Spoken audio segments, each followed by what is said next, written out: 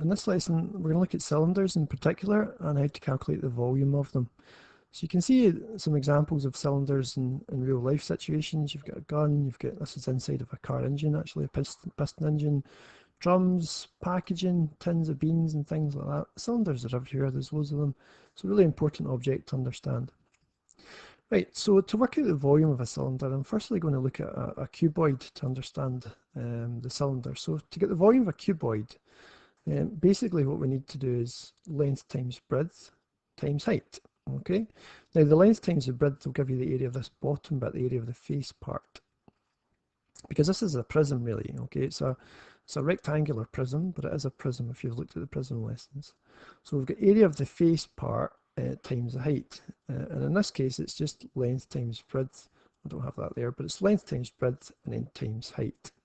Now a cylinder is exactly the same idea, except the area of the face part is not length times breadth. If you think back to a circle, it's going to be pi r squared, isn't it? So it's pi r squared times height. And that basically gets you the volume of a cylinder formula. The area of the circle bit's pi r squared, and from the prism formula, it's area of face times length, or area of face times height, so we get pi r squared h. That's where it comes from. So if you're asked to do calculations involving with it, we've got to make sure we put the numbers in correctly, read them off the cylinder correctly. So you can see here the 3.5 is the height, and the 1.2 is the radius. The radius goes from the centre to the outside. So you can use the pi button, or 3.14. I've got pi here. Times 1.2 twice because it's been squared, so you multiply it by itself. And then the height's 3.5. Fire your answer in, either with the pi button or 3.14. And make sure you've got cubic centimetres at the end because it's volume we're dealing with. Sometimes in these questions they'll try and catch you out a wee bit. They'll give you a diameter, which is on a circle from one side all the way to the other. You've got to do the calculation to get the radius yourself. Okay, so we can just half that, and it'll be 2.3. Then just do the same thing, pi times 2.3 times 2.3 times 5.2. So there's the radius. Don't put the diameter into the formula because the formula needs the radius. Otherwise the circle area formula would be pi d squared, and that's not true.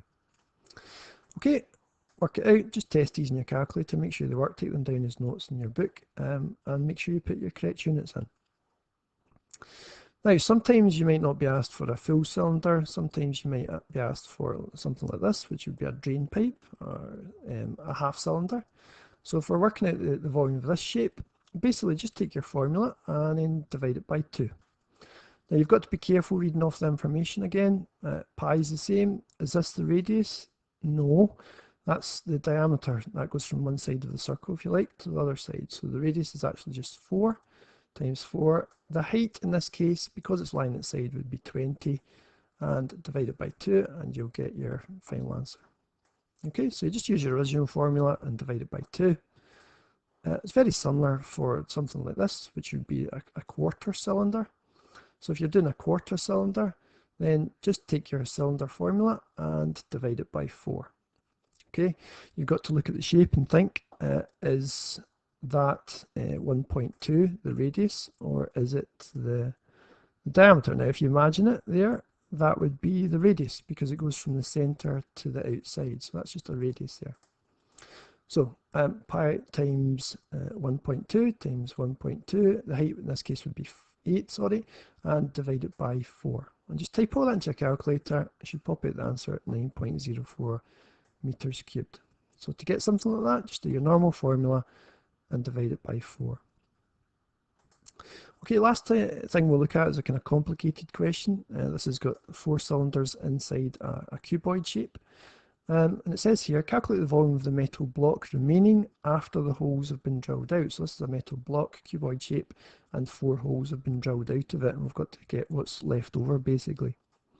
So this would be a way of doing it. I quite like putting headings. I'd work out the volume of the cuboid first, which is length times breadth times height, 40 times 40 times 10, and just take that in your calculator and you'll get 16,000 centimeters cubed.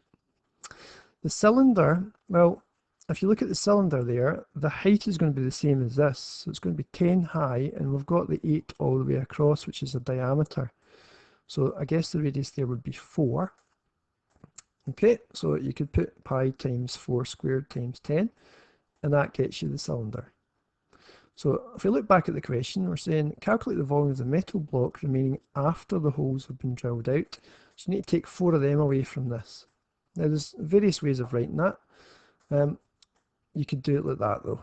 4 times that and take it away, and your final answer is 13,990.4 centimetres cubed. Okay, give the exercise a shot and see how you do.